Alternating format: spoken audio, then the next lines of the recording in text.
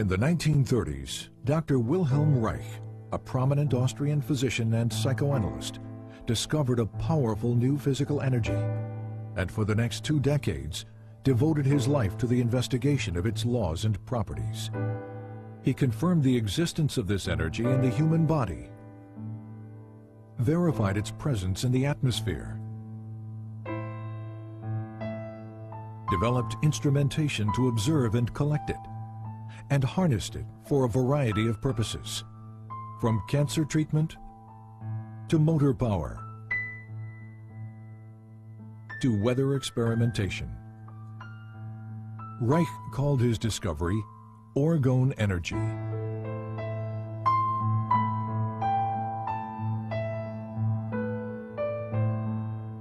But tragically, it was a discovery that the world was not ready for.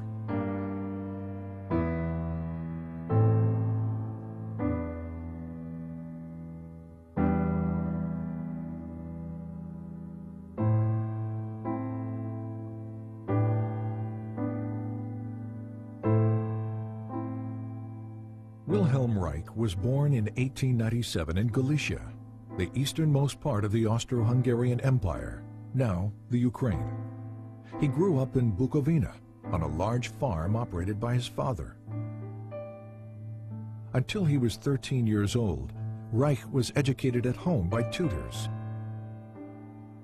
His mother, to whom he was devoted, committed suicide in 1910 after his father discovered she had had a brief affair with one of the tutors.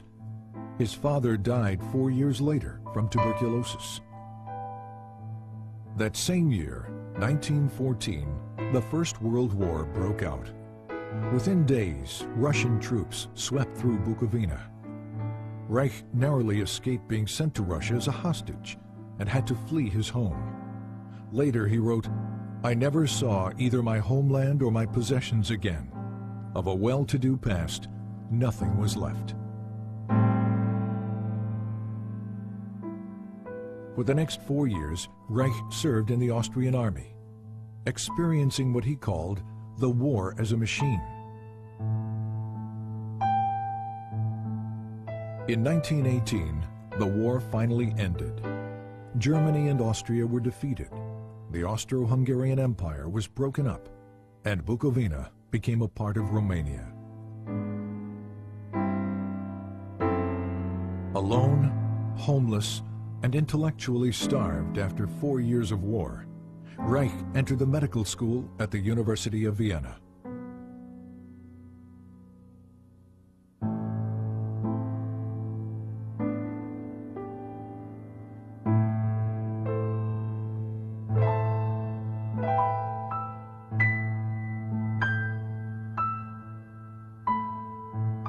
Reich's recognition of the significance of sexuality drew him to the work of Dr. Sigmund Freud, the father of psychoanalysis.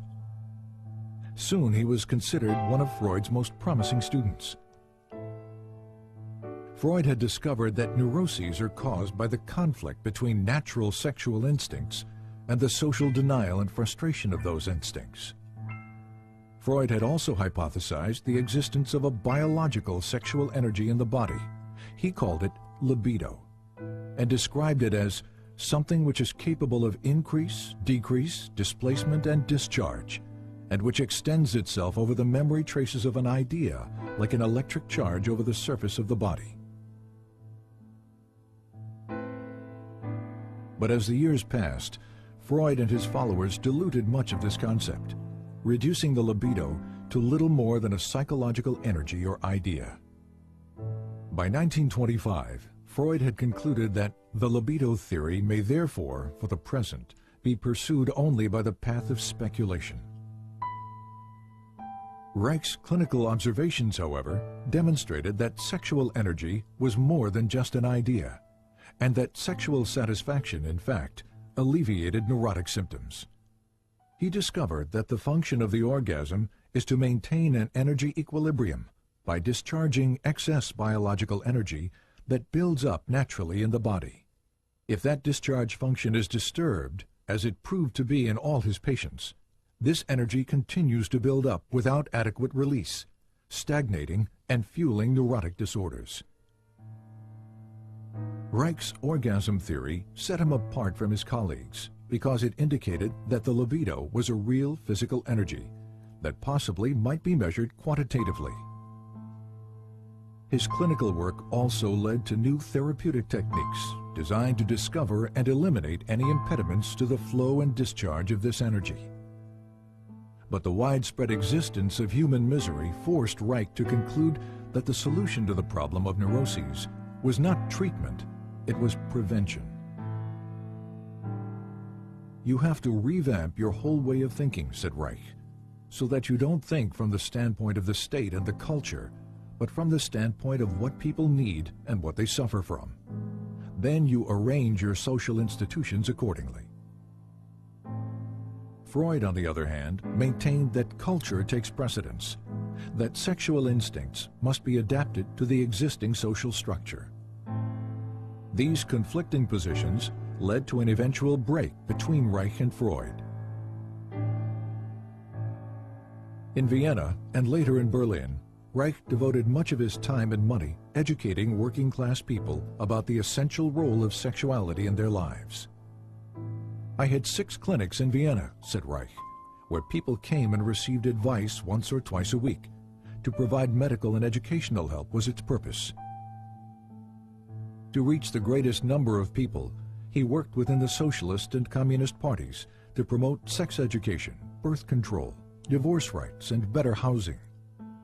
Reich recalled that in Berlin, there were about 50,000 people in my organization in the first year.